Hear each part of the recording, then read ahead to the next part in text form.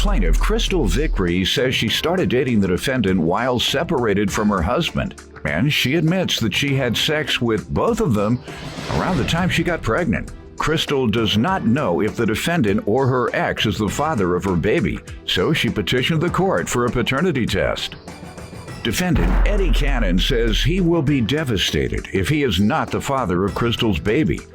Eddie claims he was in the delivery room when the baby was born, and he has been there for the child every day since. All right, and ma'am, you have petitioned the court for a DNA test, and that's why we're here today? Yes, sir. All right. Tell me how we come to this today. Some background on it. So Eddie and I met in January 2017, and I had been going through a separation with my husband at the time, and he had left me and my children to go overseas. So Eddie and I had met through my daughter, and we kind of started a friendship, and we had a good bond together. And at that time, Eddie had some issues that he was going through too, and we knew that we couldn't start a relationship because of the issues both of us had. So Eddie asked me, he says, you know, I fell in love with your two little girls. He says, you know, I need help to get clean, because he had been on drugs at the time, some prescription pain pills and everything. So I said, of course, you know, I'll help you out, do what I can. You know, I've grew up in a family like that, so of course anything I can do to help. So after that, helping him and everything, Eddie and I decided to start a relationship. And in May, my husband had come home, and he asked if we could discuss our divorce and everything, go over some things. So I met with him. My husband at the time and I ended up having sex. And I knew right away that it was wrong. So the next day I went and told Eddie, you know, everything that happened. And of course he was hurt, you know, but we decided to move forward with our relationship. And for me to pursue my divorce. So tell me how the encounter went with your husband. Somehow it went from discussing the divorce, right, which means we won't be together ever, to let's be together right now. How did you all go from discussing divorce to the bedroom? It was just, I mean, and then getting up and discussing divorce again. Now that we got this out the way, let's get back to this divorce. And what about the divorce? You all ultimately divorced? Yes. All right, when? March of this year. But you think that one night may have created the child? There's a possibility. And tell me about your relationship with Eddie then. We were going through, you know, a rough patch at the time. When you discussed everything, the pregnancy and the child with Eddie, how did that go? Was there a question mark at that point? I think it's always bothered him. I mean, like, now that she's here and we see, you know, I have pictures of her, but we see what, you know, that she looks just like him and stuff. You know, he's always said that's his baby, you know, no matter what. But, you know, I know it bothers him. Okay, let me see the pictures. And why don't you give me a little background here, sir? Well, first off, I want to say that little girl's my world. You know, it would devastate me if it come back and she wasn't mine, you know. But I was there in the delivery room when she was born. You know, I've been there every day since, taking care of her. I work every day. All the money goes toward making sure she has everything she needs, you know. Anyway, I moved to Georgia in about January of 2017. My dad was sick, and I decided to come up here and help him, you know. And I was trying to battle my addiction at that time. You know, I'd been addicted to opiates and heroin for about 13 years, and was trying to get off and everything, you know. And my dad was battling, you know, cirrhosis and eventually turned to cancer, you know. And so I decided to come up here and help him, and met her in January, and she was there for me, you know, and helped me get through every bit of that, you know. We found treatment for me, and I've been clean for a year ever since. What type of treatment?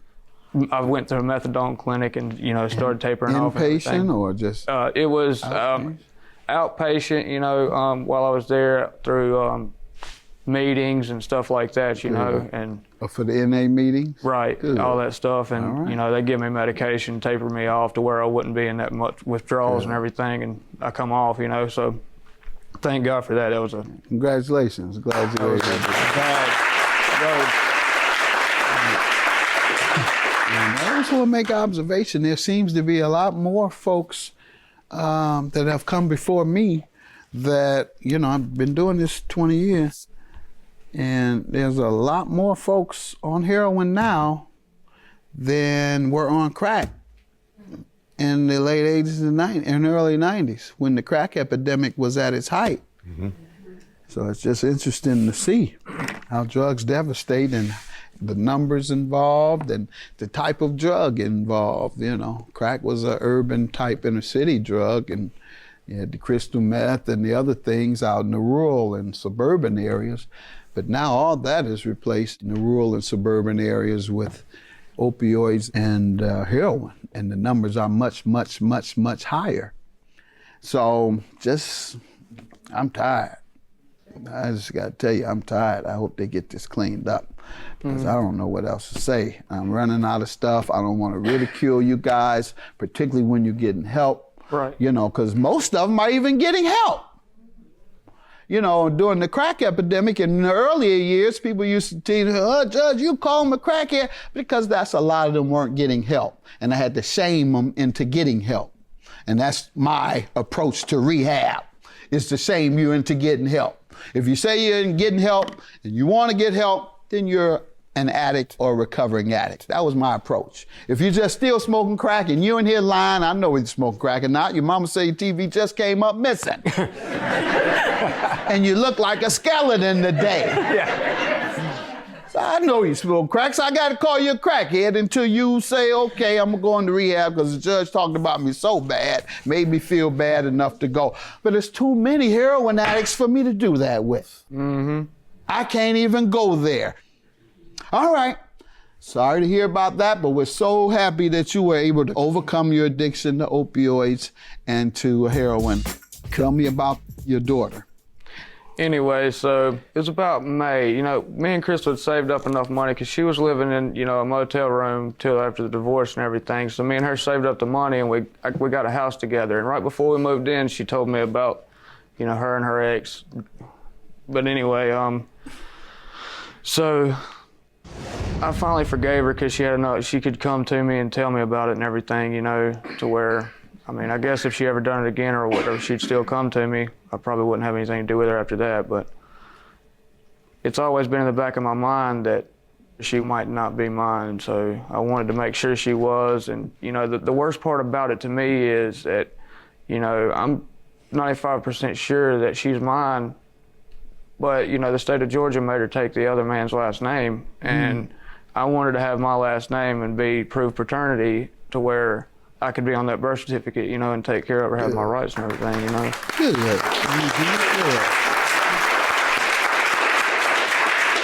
So, and I ask you, if it is confirmed as he believes he is the father, you intend to change the birth certificate as he desires? Oh, yeah. Okay, and the good news here is that whichever the case might be, the child, I think this is a good time to do it. Folks come in here 15 years later and you destroy the child, right, among other things. And so the child, your baby is what? She's 6 weeks. So glad you all came here in 6 weeks rather than 6 years, 6 or 16 years, as so many people do. Let's see what the paternity results are. You working, my friend? Yes, sir. Good. What type of work do you do? I work in a mill. Good. What city? Thomaston, Georgia. What type of mill? It's agriculture it's or cotton steel? Mill. It's cotton. And Cotton? Okay. It's cotton, yeah. They make shoes. Now you know I gotta play with you a little. What's he do? What does he do? Yeah. Picks cotton. He said in Georgia. What you're thinking. Things have really changed. Yeah. Things have really changed. Oh, that's good. I'm done. I'm done. I'm not gonna say it.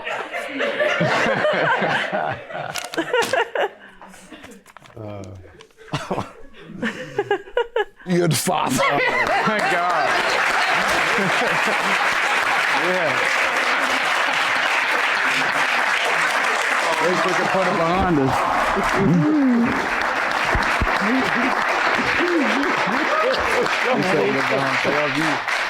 Congratulations. I'm Thank happy you. for you, and particularly you, sir. You turn your life around. Good luck to you. Thank you.